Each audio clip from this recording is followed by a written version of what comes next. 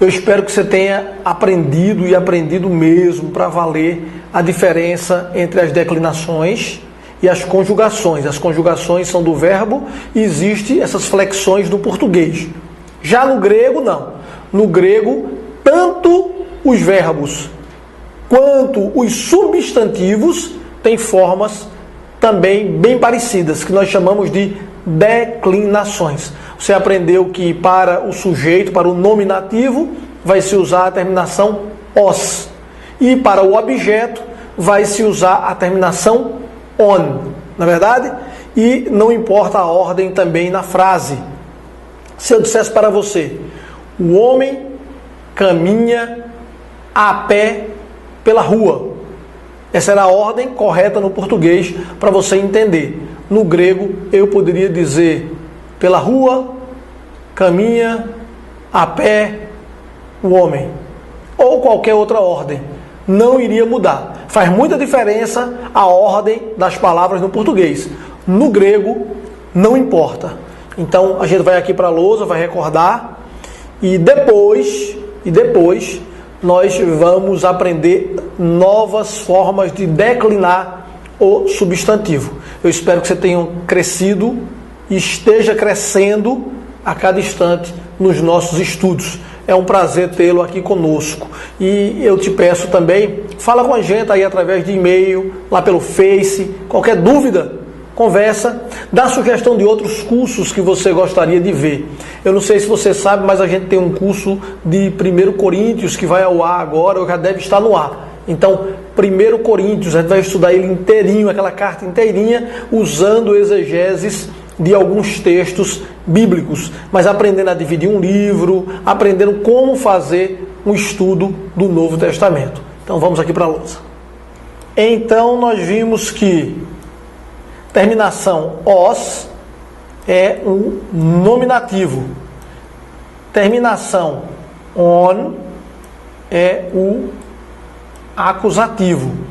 E vimos que esse aqui é o sujeito e que esse aqui é o objeto, ok? Vamos continuar então aqui o nosso substantivo. Vamos apagar, que nós já iniciamos, né? E vamos agora direto aqui para o nosso substantivo. Veja aqui essa frase. Um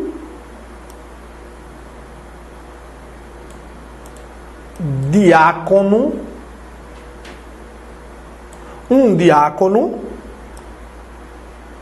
fala a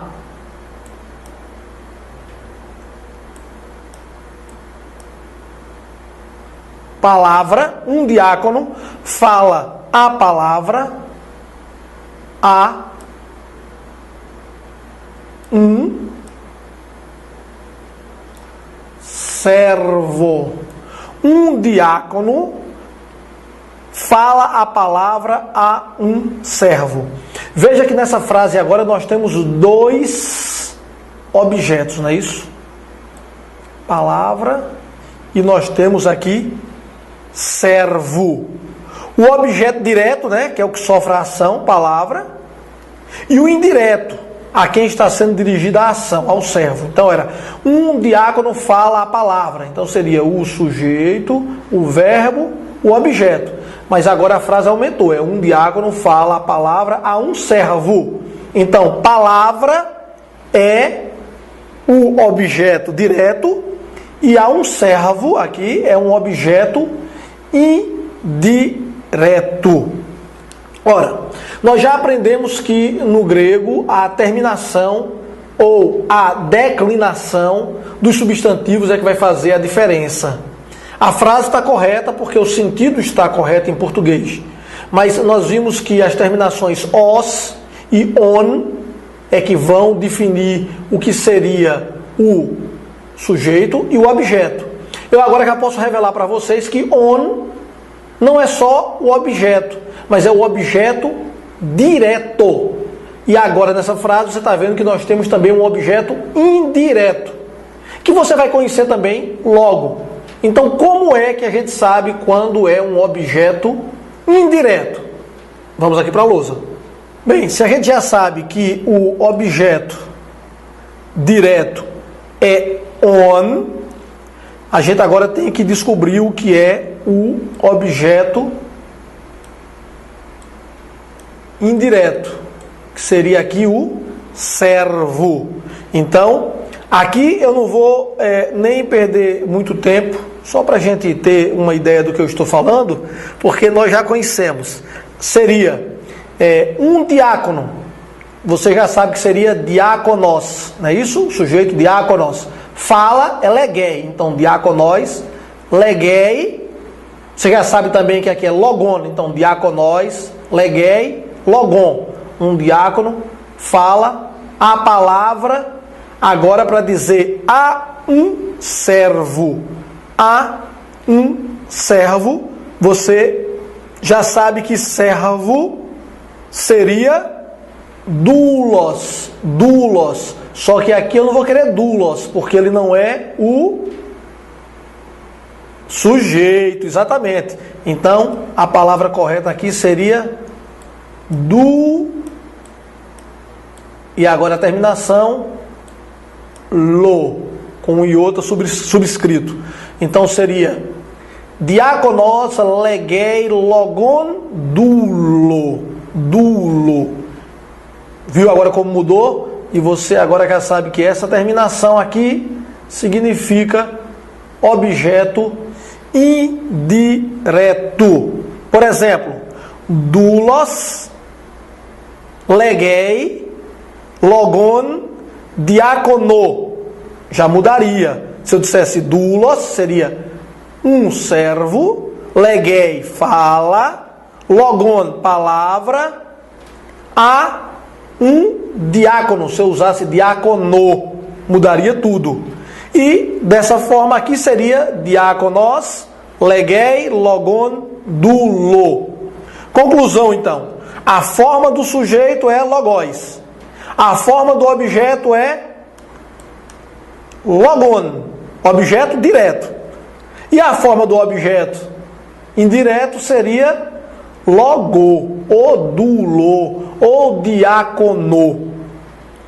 Com isso nós já conhecemos que logos é um nominativo, logon é um acusativo. E agora o doulo ou logo, ele é um dativo.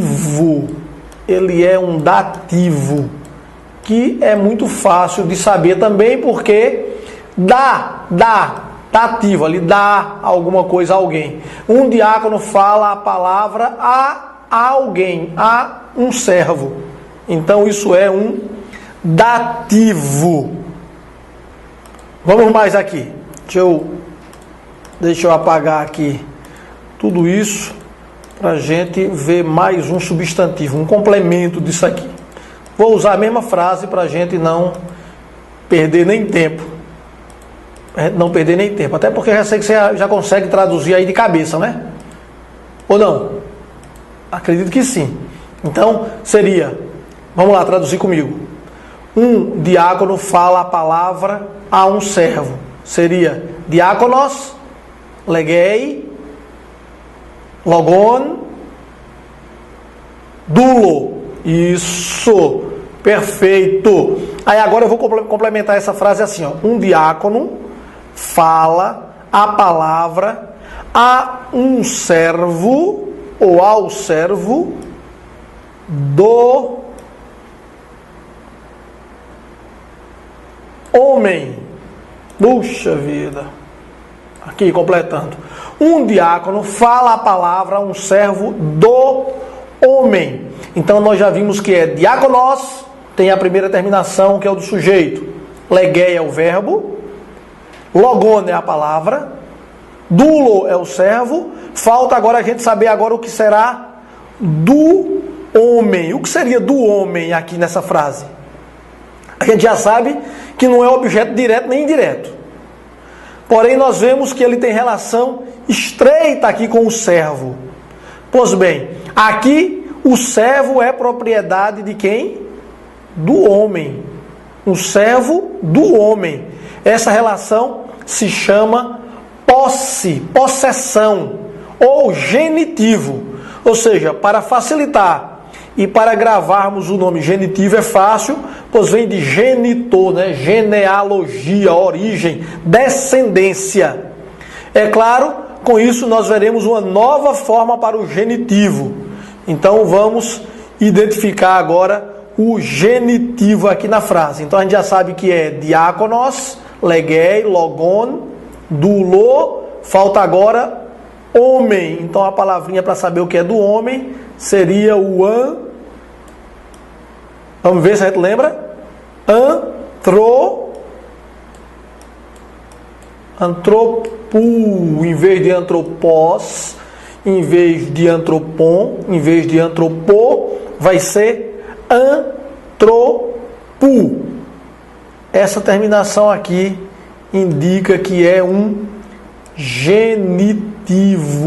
É um genitivo.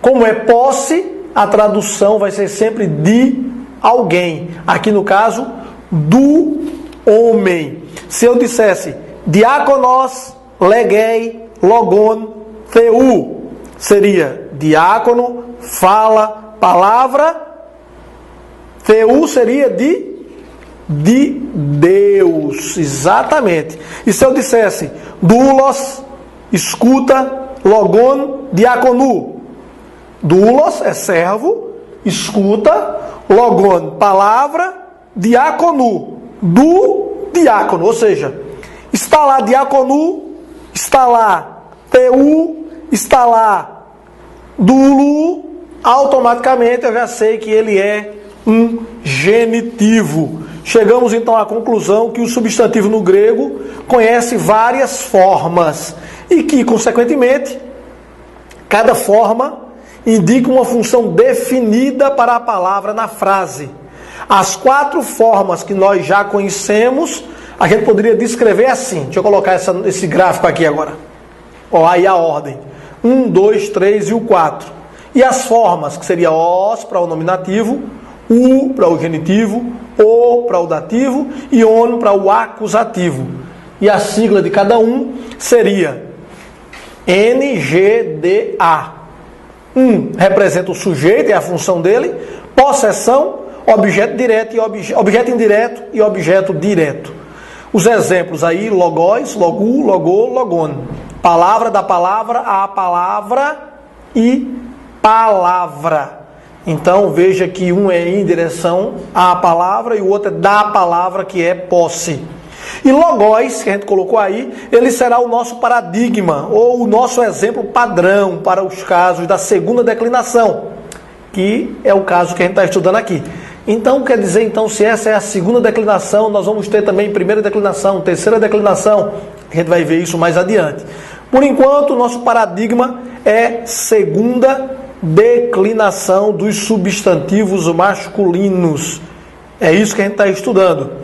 As outras formas aparecem tão pouco na Bíblia que ainda tem outras, é bom lembrar. Além desses 4 casos, ainda tem outras formas que eu não vou perder tempo. Já por causa disso, aparece tão pouco que não vale nem a pena a gente citar.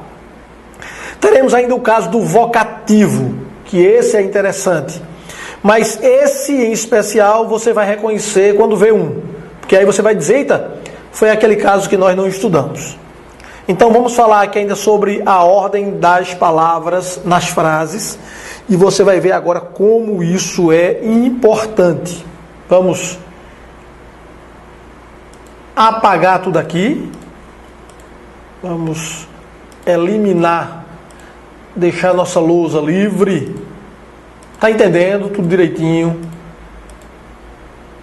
Aparecendo aí alguma dúvida? Se você tiver algum tipo de dúvida, é bom tentar tirar conosco. Como eu faço isso? Simples, manda um e-mail. É claro, não vai tirar dúvida do que a gente não estudou. As dúvidas da matéria.